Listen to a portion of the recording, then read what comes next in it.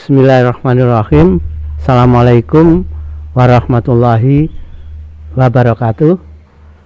Selamat datang di channel Kirana, channel kisah Rasul Nabi dan peradaban bersama Agus Mu'alif Rohadi. Kisah sebelumnya kita telah sampai pada kisah di mana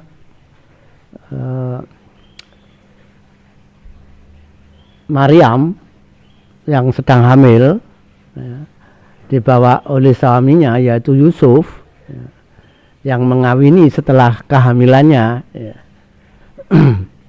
yang mengawini Maryam setelah kehamilannya, terus kemudian untuk ketenangan dan menghindari perbuatan jahat kaumnya terhadap Maryam, maka kemudian Yusuf membawa Maryam ke tempat yang jauh. Ke tempat yang jauh, kalau kita mengacu pada Injil Barnabas maupun Injil 4 Evangelik, itu adalah ke Nazaret. Ada perbedaan-perbedaan keterangan informasi antara wahyu yang ada di dalam Al-Quran dengan terutama dengan Injil 4 Evangelik. Sejak Maryam pertama kali pergi ke timur di sini adalah ke timur Haikal Sulaiman atau ke timurnya Yerusalem, tidak terlampau jauh, dengan sejak kepergian ke timur hingga akhirnya Maryam hamil, itu ada beberapa perbedaan yang sangat prinsipil ya. Baik itu tentang proses bagaimana malaikat Jibril mendatangi proses kehamilan, status Maryam sebagai istri, kapan diperistri, sampai kemudian status yang paling prinsipil adalah status Nabi Isa ya. Kalau Injil Evangelik menyebut dua hal yang berbeda, yaitu sebagai Emmanuel ya, Tuhan bersama Bani Israel ya,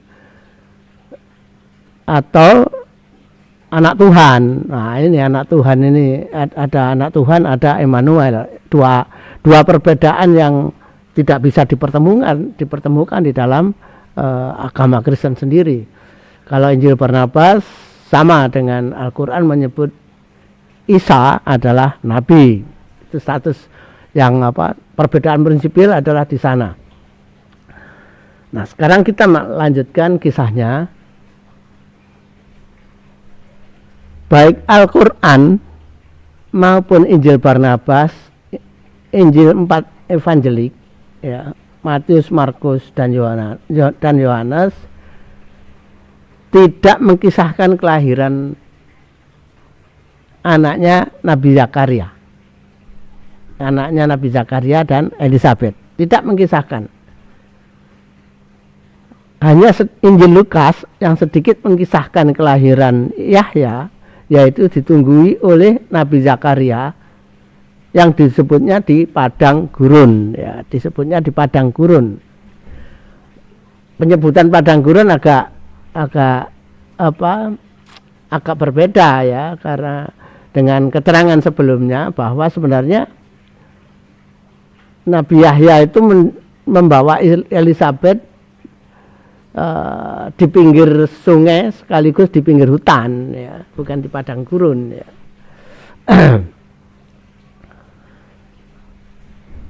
Meskipun dua-duanya baik disebut padang gurun maupun di pinggir sungai atau hutan, di pinggir sungai Yordan maksudnya adalah, atau di pinggir hutan yang terpencil, tidak menyebut tempat yang spesifik ya, sehingga memang tidak diketahui di mana tempat kelahiran Yahya. Nah, dapat kita perhitungkan ya,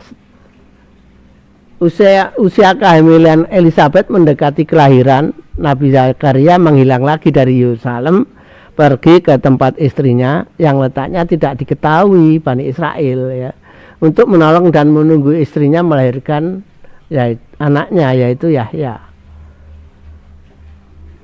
Dengan sedikit informasi tentang kelahiran Yahya, dapat disimpulkan bahwa berita tentang mengandungnya Elizabeth telah tenggelam atau telah ditenggelamkan oleh berita tentang kehamilan Maryam. Jadi kehamilan Maryam itu betul-betul menyedot perhatian seluruh Bani Israel maupun penjajahnya, ya, Imperium Roma, sehingga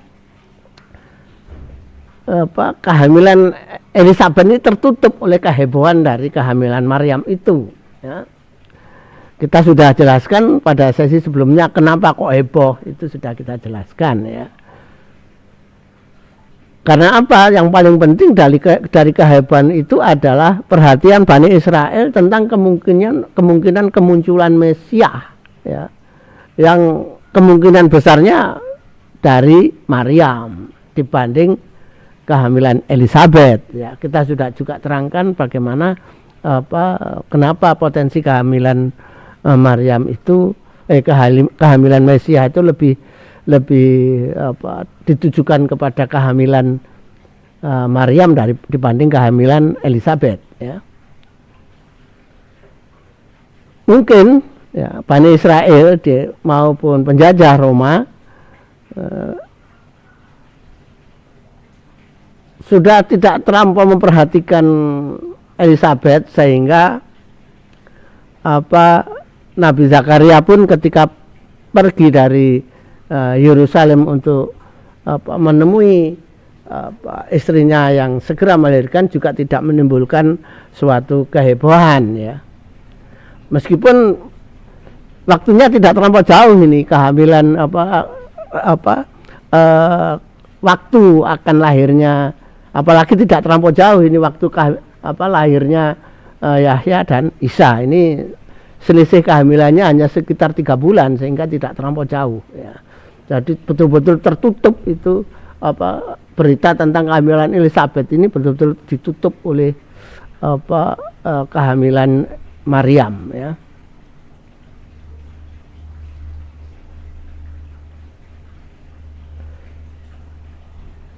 Nabi Zakaria sendiri ya pasti sudah tahu kemana perginya Maryam, karena Yusuf itu adalah santrinya, muridnya Nabi Zakaria, ya.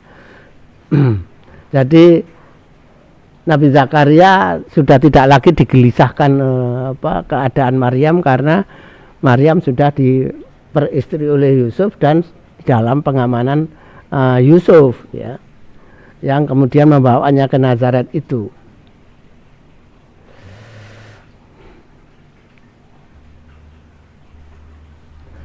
Bani Israel sendiri tidak bisa melacak dan menemukan keberadaan Nabi Zakaria, hingga akhirnya Nabi Zakaria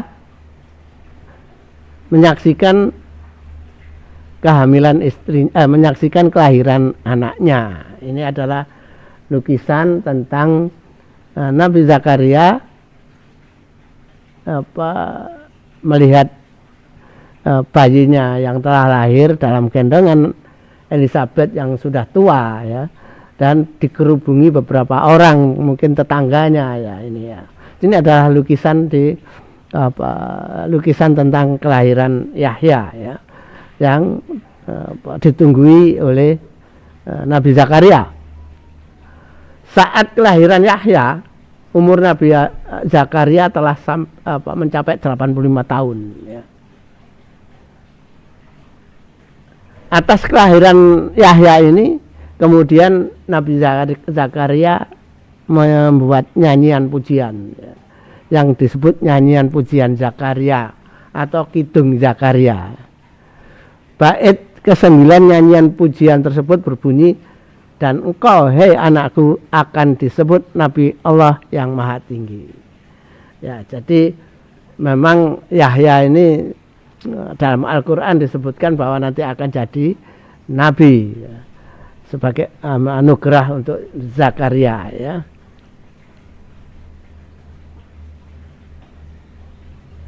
Tidak banyak yang mengetahui dan apa ya, tidak ada, boleh dikatakan tidak ada kecuali tetangganya yang tidak ada yang mengetahui kelahiran Yahya, ya, sehingga sehingga memang tidak menghebohkan, kelahirannya menjadi tidak menghebohkan. Saya kira itu tentang kelahiran Yahya, atau kalau dalam bahasa Aram adalah Yaksi ya, Yaksi, agak susah mengejanya. Nah, itulah kelahirannya Nabi Yahya yang tidak banyak diketahui, ya, dan tidak banyak diinformasikan oleh kitab suci, ya, baik Al-Quran, Injil Barnabas maupun Injil 4 evangelik tidak menginformasikan kecuali sedikit informasi dari Injil Lukas, ya, yang itu pasti informasinya diketahui jauh setelah kelahiran Nabi Yahya dan setelah kemunculan Nabi Yahya sebagai seorang nabi, baru ada informasi tentang petunjuk tentang tempat kelahiran Yahya yang tidak disebut secara spesifik di dalam Injil Lukas, ya.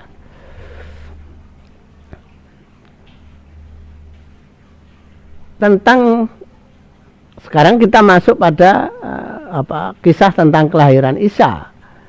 Injil Barnabas pasal 3 mengisahkan ketika ada keputusan Kaisar Augustus agar semua penduduk didaftar, ya, maka gubernur Roma di Antioquia, Pilatus, memerintahkan kepada Herodes, raja Yudea, ya, agar melaksanakan dekret tersebut, yang kemudian segera mengumumkannya pada seluruh penduduk, baik di kota-kota maupun di perkampungan-perkampungan, di desa-desa, ya.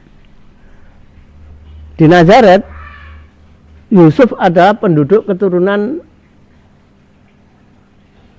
Nabi Daud dari Bethlehem. Jadi bukan di Nazaret kelahirannya itu, ya.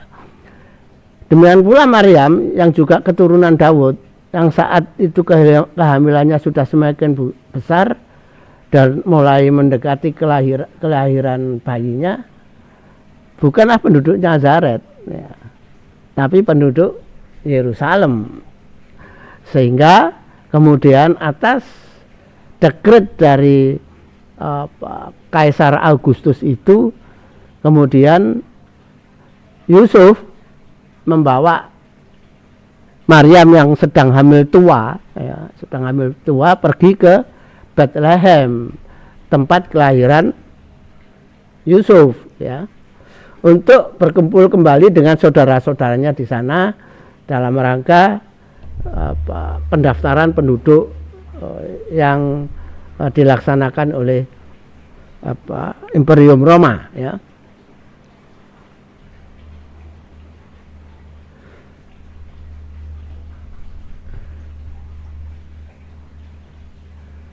Ini adalah gambar tentang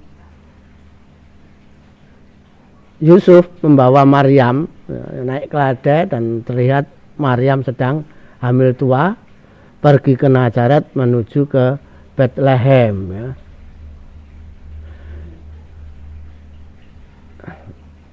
Sebenarnya ada nanti aja, ya, nanti kita sampai pada sana. Injil Barnabas pasal 3 menceritakan sedikit tentang kelahiran Isa. Pasal 3 menyebutkan, pada Injil Barnabas pasal 3 menyebutkan ketika mereka telah sampai di Bethlehem, ternyata tidak ada pemondokan untuk mereka, ya. Mungkin karena banyak orang pulang ke kampung, dan Nazaret itu adalah tempatnya yang paling jauh, dan ketika mendapatkan pengumuman itu juga pengumuman tentang dekret itu mungkin pengumuman yang terakhir, ditambah perjalanan yang jauh, maka ketika pulang ke Bethlehem sudah kalah duluan dengan orang-orang lain yang pulang ke Bethlehem, sehingga akhirnya Yusuf dan Maryam tidak mendapatkan pemondokan, ya. Karena apalagi kota Bethlehem saat itu adalah kota yang kecil, ya. Sehingga meskipun telah berkeliling kota, mereka tidak menemukan pemondokan, ya. Setelah itu mereka mencari tempat yang bisa digunakan untuk menginap. Ya. Ini adalah lukisan itu, tulisan Yusuf bahwa Maryam yang sedang hamil tua dan cari pemondokan yang akhirnya tidak mendapatkan tempat pemondokan. Mereka akhirnya menemukan gubuk tempat penggembala berteduh yang berada di luar kota Bethlehem, ya. Di luar kota Bethlehem. Gubuk tersebut mungkin di luar kota, meskipun agak tidak terlampau jauh, sehingga keadaan mereka tidak menarik perhatian penduduk kota, ya. Di luar kota, di tempat gubuk di tempat beristirahat, sehingga tidak menjadi perhatian penduduk kota. Injil Barnabas tidak mengisahkan bahwa dalam pencarian pemondokan itu ada penduduk yang mengenali Maryam. Ya, mungkin karena Maryam memang bukan kelahiran Bethlehem, tapi kelahiran Yerusalem, ya. Ini juga sebagai petunjuk bahwa sebenarnya penduduk Bethlehem juga saat itu hanya hari-hari tertentu datang ke Yerusalem untuk melakukan ibadah di Haikal Sulaiman, sehingga mungkin mereka tidak menyaksikan bagaimana kelahiran Maryam yang juga ditunggui, ya. Kelahiran Maryam ini ditunggui. Kelahiran Maryam itu kan ketika ibunya hamil, yaitu Hana, itu kan sudah ada Bani Israel kan juga sedang menunggu kedatangan Mesias, ya, sehingga jadi perhatian penduduk Yerusalem. Nah, penduduk Bethlehem ini sepertinya tidak mengetahui hal itu, juga termasuk kehebatan Maryam. Ketika Maryam hamil itu, penduduk Bethlehem juga tidak mendapatkan informasi, sehingga ketika Maryam datang ke Bethlehem dibawa Yusuf, penduduk tidak ada yang mengenali Maryam, ya.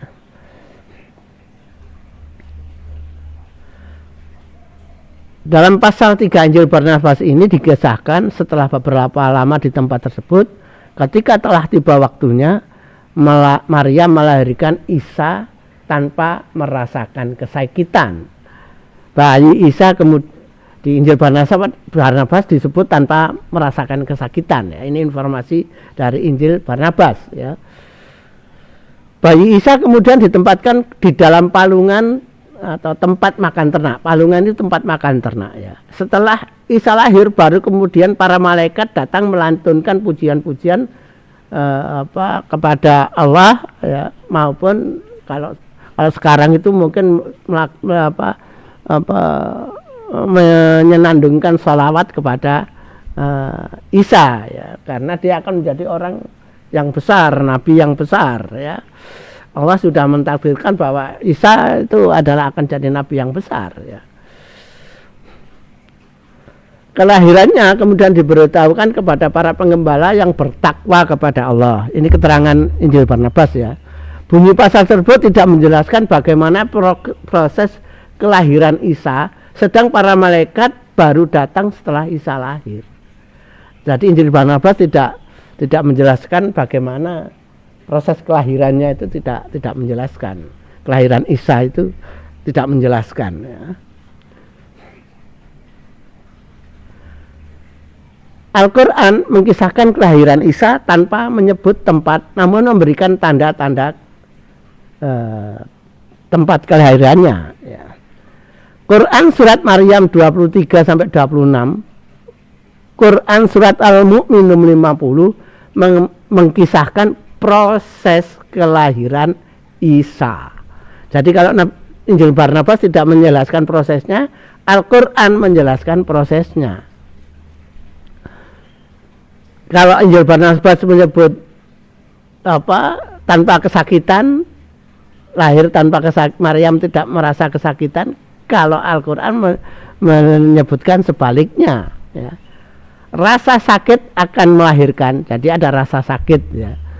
Itu dalam Quran surat Maryam, ya, 23 sampai 26 dan Quran surat Al-Mu'minin 50. Rasa sakit akan melahirkan, memaksa Maryam bersandar pada pangkal pohon kurma dan kemudian berkata, wahai betapa baiknya aku mati sebelum ini dan aku menjadi seorang yang tidak diperhatikan dan dilupakan.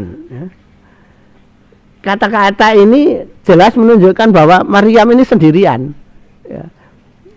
Karena berkata seperti itu tanpa ada yang menyahuti. Jadi jelas Maryam ketika akan hamil ini adalah sendirian, ya. Kemudian merasa sakit, ya. Merasa sakit kemudian bersandar di pondok kurma dan kemudian mengeluh ingin mati, ya, gitu, ingin mati, ya. Karena rasa sakitnya itu. Nah, kan berbeda dengan pertentangan dengan apa yang dijelaskan Injil Barnabas, ya. Nah, ketika merasakan kesakitan itu, kemudian datang Jibril, ya, datang malaikat Jibril. Kemudian terdengar suara Jibril berseru, ini ayatnya ya. Kemudian terdengar suara Jibril berseru kepadanya dari tempat yang lebih rendah. Dari tempat yang lebih rendah, yang menunjukkan bahwa malaikat Jibril ini datang dari tempat yang lebih rendah, artinya Maryam berada di bukit, ya.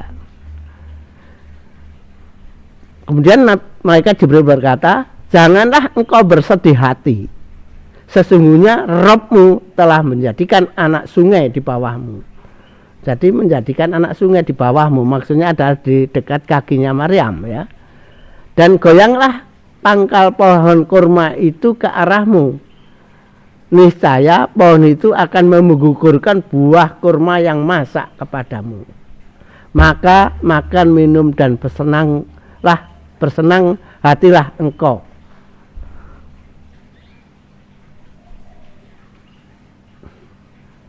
Allah telah menjadikan Isa putra Maryam bersama ibunya sebagai suatu yang nyata bagi kebesaran Allah, dan Allah melindungi mereka di sebuah dataran tinggi, ya, di sebuah dataran tinggi, ya, jadi berarti bukit, ya, tempatnya tenang, rindang dan banyak buah-buahan dengan mata air yang mengalir. Jadi mata air itu dibuat oleh Allah, seketika itu juga dibuat dekat kakinya Maryam. Jadi pohon kurma itu mungkin diraih oleh diraih terus kemudian digoyang-goyang oleh Nabi Maryam, digoyang-goyang oleh Maryam, kemudian kurma yang mungkin dengan cepat mendadak menjadi matang, kemudian kurma itu menjatuhkan dirinya ke dekatnya Maryam untuk dimakan Maryam, dan pada saat yang sama di dekat Maryam ada muncul anak sungai atau sumber air, ya. Dengan adanya mata air tersebut, ya, tempat Maryam melahirkan dapat diduga sebagai tempat yang membuat pohon kurma yang masuk ke dalam tanah dapat tumbuh dan berbuah. Jadi pasti itu ada di bawah itu, di bawah Maryam itu juga ada sumber air yang kemudian sumber air ini dimunculkan oleh Allah. Oleh karena itu ada pohon kurma yang bisa sudah tumbuh di situ, ya, pohon kurma yang sudah tumbuh di situ yang menunjukkan bahwa di bawah itu memang ada sumber air, ya. Dari ayat tersebut, ya, dijelaskan bahwa saat itu Maryam sedang sendirian, ya, di tempat yang lebih tinggi dari arah kedatangan malaikat Jibril yang berasal dari tempat yang lebih rendah. Ya, itu tadi sudah saya jelaskan.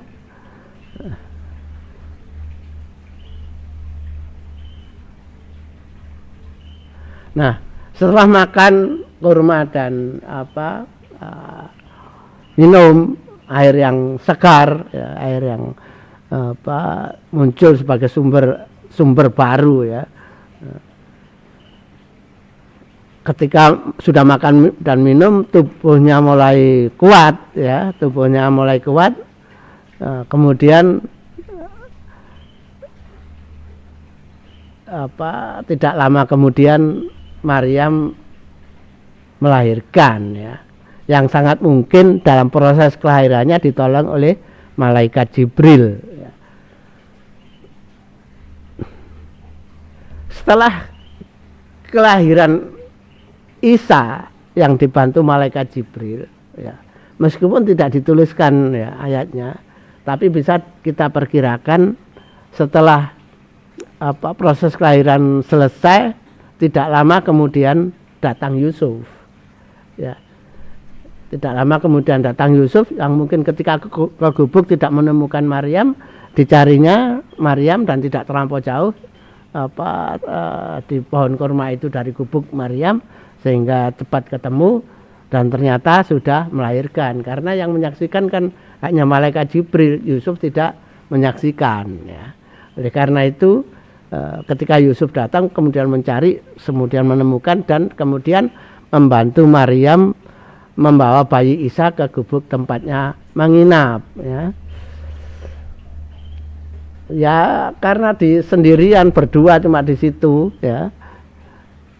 Maka kelahiran Nabi Isa juga tidak menjadi berita, apalagi tempatnya di luar kota, ya. Ini adalah lukisan ilustrasi tentang bayi Isa setelah lahir, ya. Kemudian bawa ke gubuk tempat berteduh penggembala. Jadi cuma lukisan ini saya pilih karena tepat, ya, karena cuma Yusuf, Maryam dan bayinya Isa, ya, bayi Isa. Jadi saya tampilkan karena tepat, tidak ada yang lain, ya, tidak ada yang lain. Saat itu ketika kelahiran Isa tidak ada yang lain, tidak ada orang lain, ya, yang menyaksikannya, ya.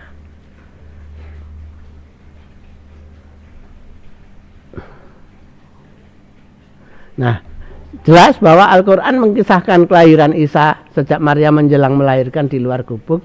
Sedang pada kitab Injil, baik Injil Barnabas maupun Injil 4 evangelik, kisahnya dimulai ketika, ya, beritanya itu dari Yusuf, di mana Maryam dan bayinya telah berada di dalam. Bayinya dan Maryam telah berada di dalam gubuk tempat istirahat para penggembala. Jadi sumbernya pasti Yusuf, pengetahuan itu sumbernya pasti Yusuf, ya. Perbedaan penjelasan Injil Barnabas dengan Al-Quran sangat mungkin karena pengetahuan Barnabas atas proses kelahiran Isa diperoleh dari Yusuf, ya. Kisah tersebut tentu diperoleh setelah jarak waktu yang cukup jauh, ya, ketika Barnabas telah menjadi sahabat Nabi Isa, ya. Jadi sangat jauh, di atas 25 tahun, ya, peristiwanya. Setelah kelahiran itu Barnabas baru mengetahui tentang kelahiran Nabi Isa, tapi tidak tahu tentang, karena sumbernya Yusuf, maka Yusuf tidak tahu bagaimana kelahirannya Nabi Isa yang dibantu malaikat Jibril itu, yang di bukit itu kemudian ada sumber air dan sebagainya, tidak tahu, ya. Jadi sumbernya dari Yusuf. Yusuf sendiri tidak menyaksikan kelahirannya Isa. Injil Matius tidak mengisahkan bagaimana Yesus lahir, namun menerangkan bahwa ada ilmuwan Majusi. Nah, ini masih tambah jauh lagi. Ilmuwan Majusi nanti kan masih jauh, ya, ceritanya. Tapi itulah yang diterangkan oleh Matius. Injil Lukas juga tidak menjelaskan bagaimana proses kelahiran, ya. Injil Markus sama saja, ya.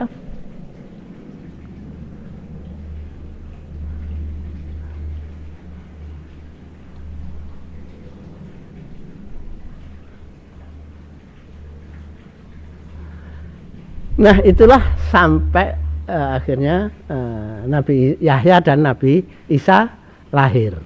Nah, ini ada peta kota Yerusalem lama. Peta ini menunjukkan apa ini? betapa akuratnya, ya, betapa akuratnya penjelasan ayat-ayat Al-Quran jika dilihat pada peta itu.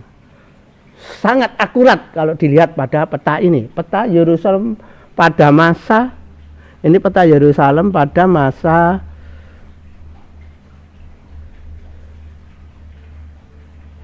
Nabi Isa, masa Yesus, ya. Nah, kita coba lihat peta ini, ya.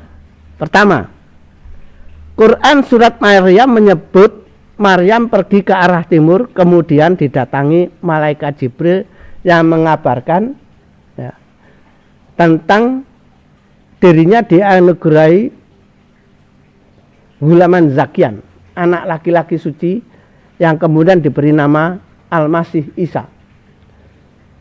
Ayat ini memberi petunjuk bahwa Maryam keluar dari bait suci melalui pintu gerbang Susa, ya. Pintu gerbang Susa. Nah, ini adalah Haikal Sulaiman. Dari Maryam ada di sini, ya. Maryam ada di sini di Haikal Sulaiman. Kemudian pergi ke timur. Ini adalah arah ke timur. Jadi Maryam adalah ke lembah Kidron, ya, ke lembah Kidron, ya. Jadi ke timur. Ayat Al-Quran sangat spesifik menyebut ke timur. Berarti Maryam keluar dari pintu Susa menuju lembah Kidron. Menurun, ya. Terus menurun kalau ke Taman Getsemani itu kan naik. Ini bukit ini, ya. Jadi pasti Maryam tidak sampai naik ke bukit, ya, karena sendirian dan karena sendirian itu tidak mungkin jauh dari bait suci, ya. Dengan akurat menyebut ke timur, yaitu berarti di sekitar di lembah Kidron ini yang keluar dari pintu gerbang Susa, ya. Itu Quran surat Maryam ayat 16 21 sampai 21, ya.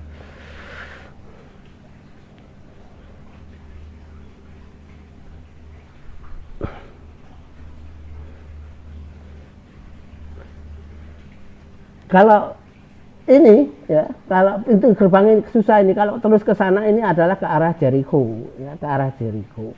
Jadi nggak mungkin ke sana ataupun ke sini, itu nggak mungkin, ya. Oh, maaf, ini yang ke Jericho, ya. Jalan ke Jericho, ya. Jadi nggak mungkin ini sampai ke sini, nggak mungkin. Nah, maka Maryam bisa kita analisis berada di lembah Kidron, ya. Ketika ditemui malaikat Jibril itu ada di lembah Kidron. Itu yang pertama, ya. Quran surat Maryam ayat 16 sampai 21. Kemudian Quran surat Maryam 22 menjelaskan Maryam setelah mengandung ke tempat yang jauh untuk mengasingkan diri. Ada perbedaan spesifik. Kalau Quran surat Maryam 16:21 menyebut ke timur, kalau Quran surat Maryam 22 ketika sudah hamil dibawa Yusuf itu kan pergi ke tempat yang jauh. Nah, bisa kita lihat ke tempat yang jauh itu arahnya kemana. Ini adalah kalau ke tempat yang jauh berarti keluar dari bait suci, pintu yang pintu yang dekat kolam Israel, ya. Jadi dari pintu ini terus ke utara jauh ke Samaria, kota Samaria di sini, ke Samaria masih di sana, ke Samaria masih lebih jauh lagi ke utara, wilayah utara paling utara Samaria, yaitu di Nazaret. Jadi jelas perbedaannya. Kalau ini ke timur, ya, ini ke timur dekat, ini ke tempat yang jauh. Jadi sangat akurat sekali ayat Al-Quran ini bila kita lihat pada peta kota Yerusalem pada masa Yesus, ya, pada masa Nabi Isa. Itu adalah keterangan yang kedua, ya.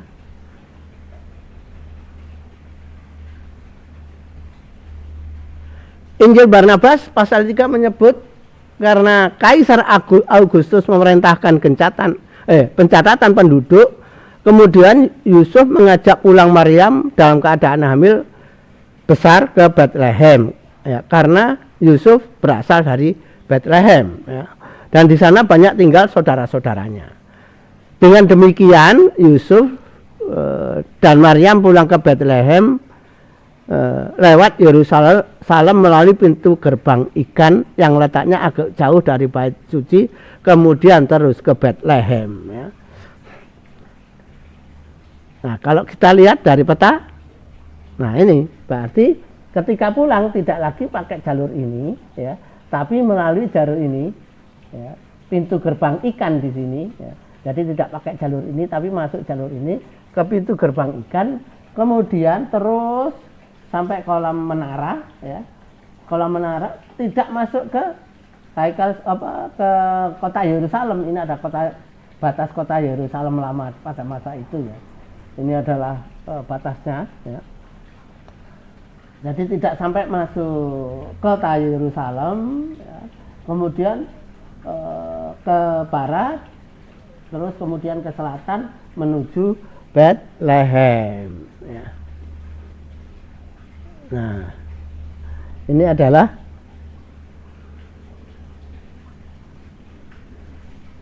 jalan ke Bethlehem dan terus ke Hebron, ya. Semakin jauh terus ke Hebron. Itu kalau Injil Barnabas, ya.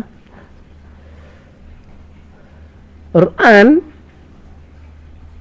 Maryam ayat 23 sampai 26 mengisahkan kelahiran Isa, ya.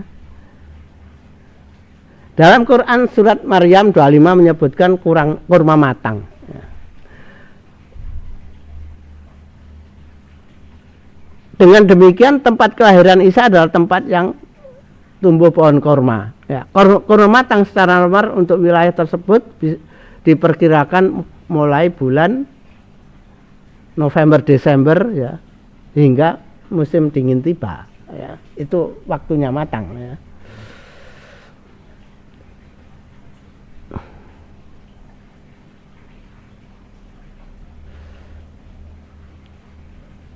Dengan demikian, ya, betapa kalau kita lihat pada peta kota lama itu, ya,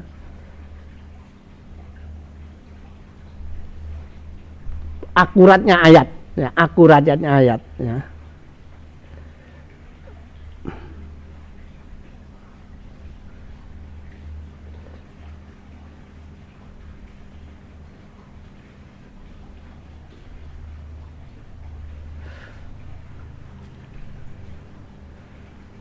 Jadi kalau kurma matang berarti sebelum musim dingin tiba, ya. Jadi kalau bulan Desember mendekati Januari itu sudah musim dingin tiba. Jadi perkiraannya kelahiran Nabi Isa itu bulan November ke bawah, ya. November ke bawah, bisa Oktober, bisa September. Jadi ada kemungkinan mulai bulan Agustus, September, Oktober, November, ya. Itu adalah perkiraan kelahiran Nabi Isa. Kalau Desember di sana sudah musim dingin, ya. Sudah musim dingin, ya. Kalau kurma matang itu bukan pada musim dingin, ya. Sudah matang itu, ya. Sudah dipetik. Kalau bulan Desember itu memetik kurma sudah selesai, ya. Memetik kurma sudah selesai. Jadi perkiraannya yang paling memungkinkan itu adalah bulan Juli sampai bulan pertengahan November, ya. Itu kelahiran Nabi Isa, itu perkiraannya di sana ketika kurma matang, itu, ya.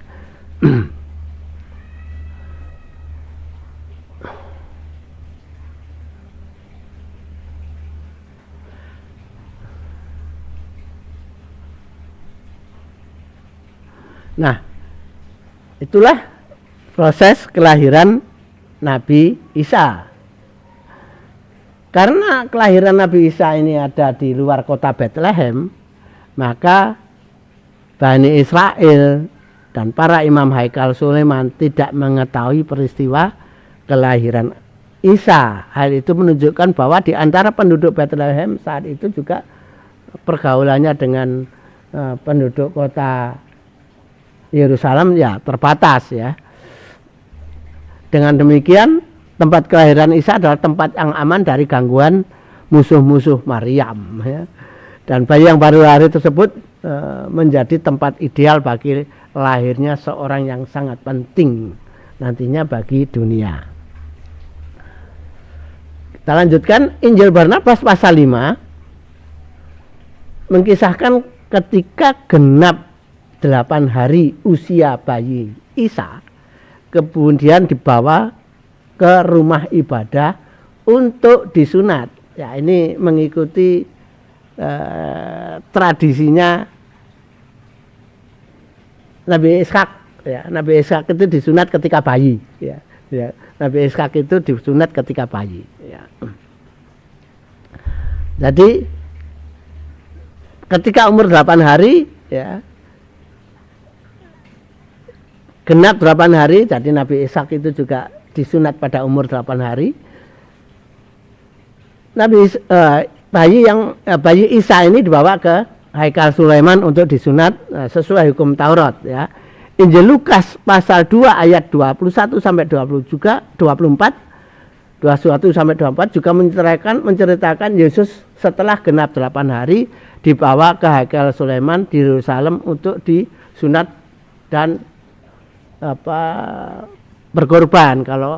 Kalau Islam itu akikah ya, bagi yang mampu melakukan akikah ya. Namun Injil Barnabas maupun Injil Lukas tidak mengkisahkan hal lain tentang peristiwa sunat tersebut.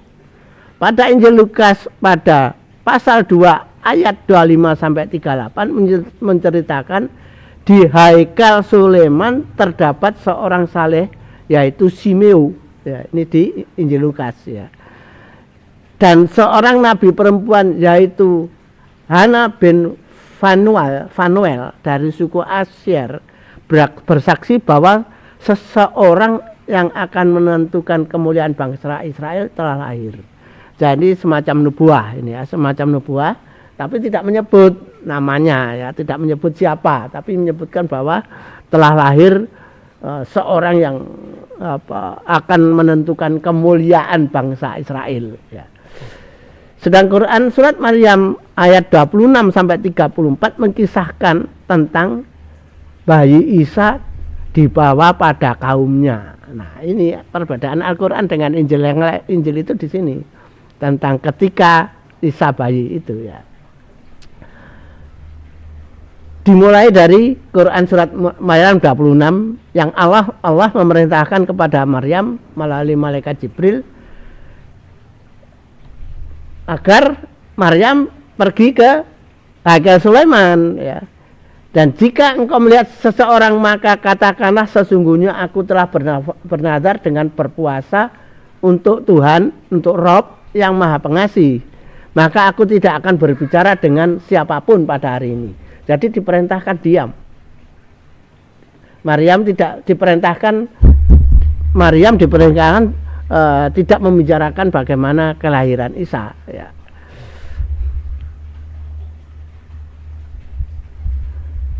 Maryam diperintahkan membisu ya, diam, membisu ya.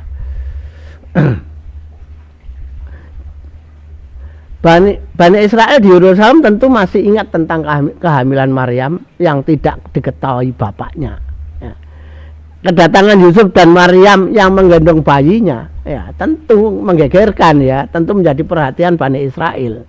Mereka diikuti oleh penduduk Yerusalem sejak sebelum memasuki Haikal Sulaiman. Ketika sampai di halaman Haikal Sulaiman, para imam dan pejabat agama kemudian menghentikan langkah Maryam. Saat itu di tempat tersebut sangat mungkin juga terdapat Nabi Zakaria, meskipun tidak diceritakan, tapi mungkin saja ada Nabi Zakaria di situ. Quran surat Maryam ayat 27 berikutnya, jadi setelah ayat 26 ya berikutnya. Jadi ayat 27 sampai 29 menunjukkan bahwa Bani Israel mencemooh Maryam yang menggendong bayi Isa, namun Maryam tidak mengeluarkan sepatah kata apapun. Jadi karena diperintah membisu. Ya, tentu mereka yang sudah mengikuti langkah Yusuf dan Maryam, langkah Yusuf dan Maryam sejak sebelum masuk Haikal Sulaiman ini, semakin lama semakin banyak dan akhirnya mengerubung dan berhenti ketika dihentikan oleh para imam ya. Karena akhirnya banyak orang yang mengerubung, langkah Maryam tidak akhirnya terhenti ya. Maryam tidak mengeluarkan sepatah kata apapun.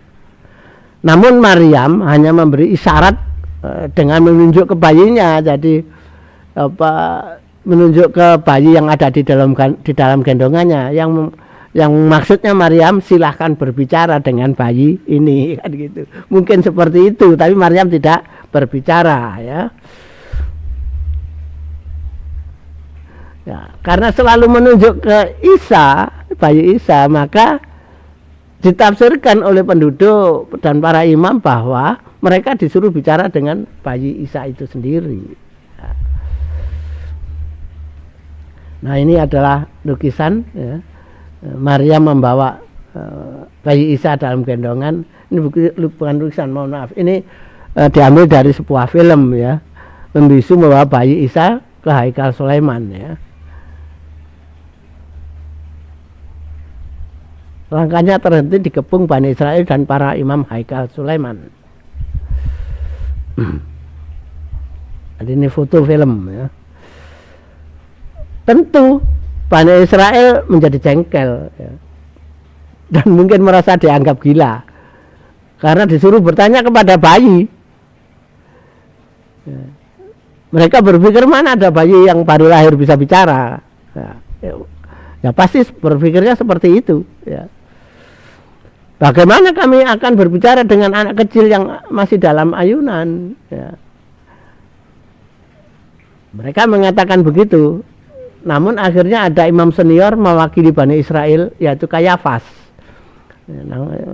senior ya, Kayafas namanya, yang kemudian dengan sombongnya mengikuti isyarat dari Maryam dan kemudian menghampiri Maryam yang menggendong bayi itu untuk membuktikan siapa sebenarnya yang gila ya. Bani Israel ataukah Maryam yang gila gitu. Kayafas kemudian bertanya kepada bayi tersebut, namun tak terduga oleh mereka dan oleh semua yang melihat ya. Ternyata dalam Quran surat Maryam 30 sampai 33 menginformasikan jawaban bayi Isa ya. Jadi bayi Isa yang baru umur 8 hari ini ngomong ya, sesungguhnya aku hamba Allah, dia memberiku kitab ya. Dan dia menjadikan aku seorang nabi, dan dia menjadikan aku seorang yang diberkahi di mana saja aku berada. Tadi diberkahi di mana saja berada ya. Dan dia memerintahkan kepadaku untuk sholat ya.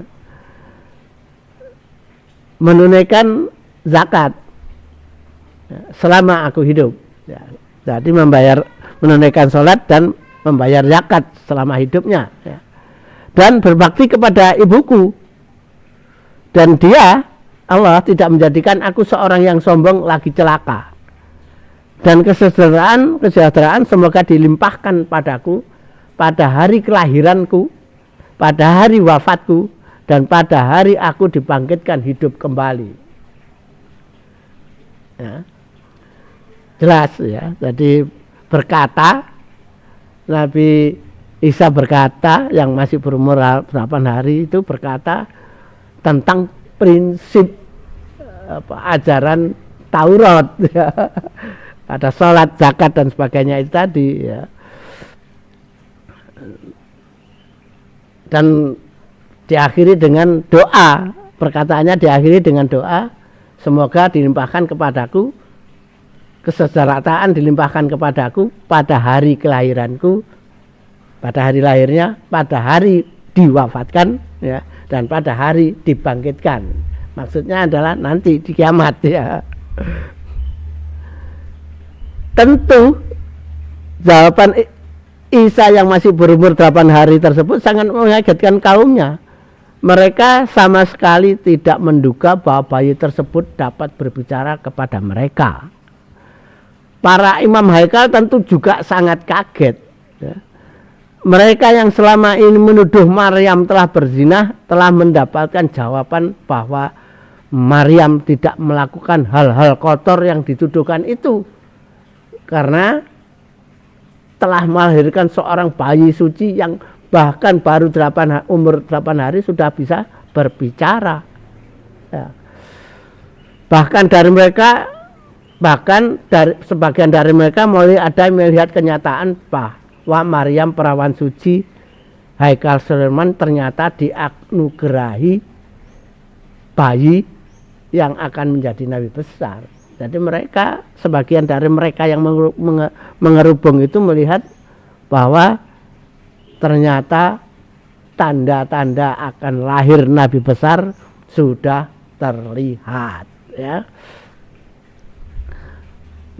Tentu bukan Bani Israel pada masa itu yang sebelumnya ingin Mesias lahir, dengan melihat kenyataan bahwa Isa pada umur 8 hari sudah bisa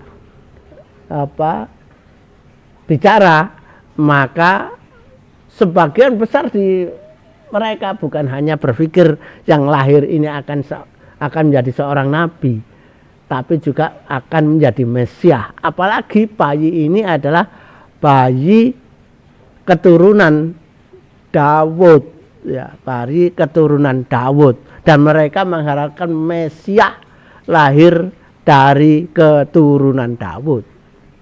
Jadi harapannya membuncah bahwa akan lahir Mesias itu, dan itu dianggap telah menjadi kenyataan bahwa Mesias telah lahir, ya. Bani Israel berpikir seperti itu, ya. Quran surat Maryam 34 menunjukkan adanya orang yang meragukan kebenaran itu, ya.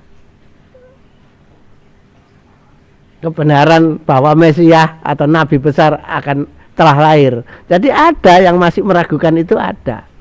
Quran surat Maryam 34 ayatnya berbunyi, itulah Isa putra Maryam yang mengatakan perkataan yang benar, yang mereka ragukan kebenarannya.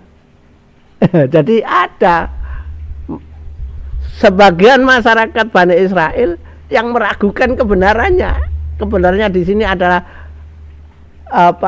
baik Maryam sendiri adalah orang yang suci, yang lahir adalah bayi yang suci yang akan jadi nabi besar mereka. Mereka meragukan itu dan menganggap itu sihir. Jadi Isa yang berbicara itu adalah sihir. Sihirnya siapa? Sihirnya Maryam. Jadi ya itulah Bani Israel memang seperti itu, ya. Bani Israel sepanjang kenabian dari rasul-rasul dari mereka banyak sekali yang jadi musuh nabinya sendiri, ya. Jadi musuh nabinya sendiri. Itulah Bani Israel, ya. Banyak menyangkal nabinya sendiri, padahal ya, banyak nabi yang diturunkan pada mereka, ya, tapi banyak itu ternyata menunjukkan karena memang sebagian Bani Israel selalu menyangkal nabinya. Itulah Bani Israel, ya. Ketika kemudian melihat kenyataan bayi itu berbicara, Isa ini berbicara, ya, pengepungan menjadi bubar, ya. Yang meragukan kebenaran perkataan bayi Isa pun bubar, ya. Bahkan muncul ketakutan pada hati mereka, dan tidak berani menghentikan langkah Maryam yang terus melangkah masuk ke Haikal Sulaiman bersama Yusuf, ya. Setelah itu di Haikal Sulaiman Nabi Isa, ya Isa disunat dan Yusuf melaksanakan ibadah korban. Ya, kalau Islam itu akikah itu ya. Bagi yang mampu kalau Islam, jadi yang nggak mampu ya nggak apa-apa ya, karena memang binatang kurban mahal ya. Nah, ketika menyunat dan berkorban itu sangat mungkin Maryam bertemu Nabi Zakaria yang menyarankan agar Yusuf membawa Maryam dan bayinya ke Mesir untuk keselamatan mereka, karena di Yerusalem banyak musuhnya. Ini yang baru mengetahui adalah para imam, ya, para imam dan masyarakat Bani Israel di Haikal Sulaiman. Ya. Belum raja belum mengetahui, apalagi gubernur Roma saat itu kedudukannya di Antioquia jauh. Antioquia itu di utaranya Libanon, ya, kalau sekarang sudah di luar Libanon, di utaranya Libanon. Jadi tempatnya gubernur ini jauh di Antioquia ya. Kalau tempatnya raja tidak terlampau jauh di Galilea ya, di utaranya Nazaret, tidak terlampau jauh. Jadi berita dari Haikal Sulaiman untuk sampai kepada raja itu juga butuh waktu ya. Herodes Junior pada saat itu ada di Galilea ya, bukan di Yerusalem. Jadi Raja Herodes ini tidak mengetahuinya. Kedudukannya ada di kota apa itu, di Galilea itu ya.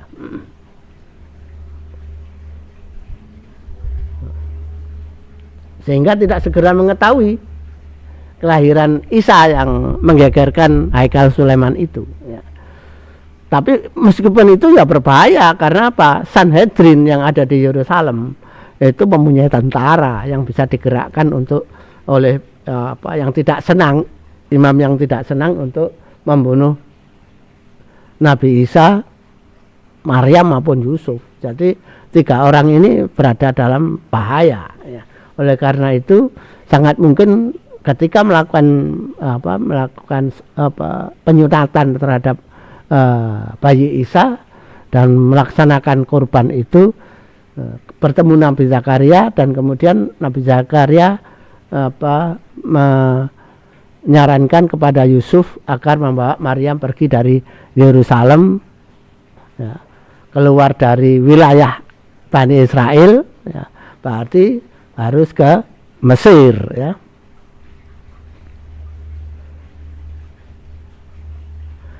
Yusuf tentu memahami ya kondisi Bani Israel ya, yang sejak Elizabeth hamil ya, dan kemudian disusul Maryam hamil itu sangat memahami ya. Jadi tentu dengan saran itu ya segera akan dilaksanakan, apalagi kalau yang memberi saran itu adalah gurunya sendiri ya.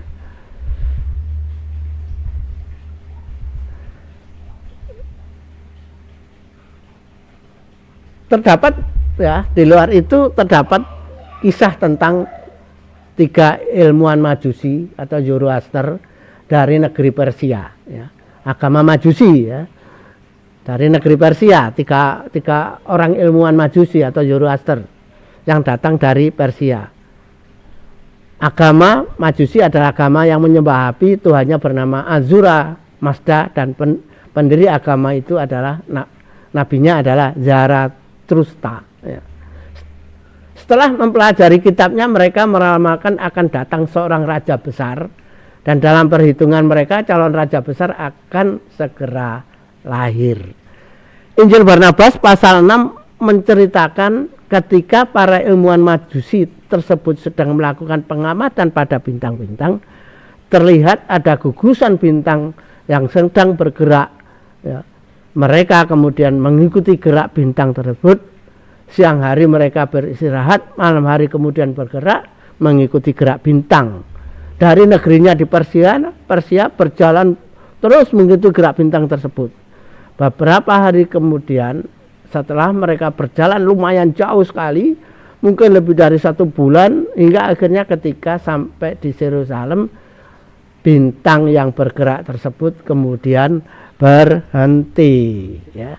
Ini adalah lukisan ilmuwan Majusi yang mengikuti gerak bintang itu ya, dan akhirnya dari negerinya di Persia sampai di Yerusalem bintang tersebut geraknya berhenti dan mereka berhenti di situ ya.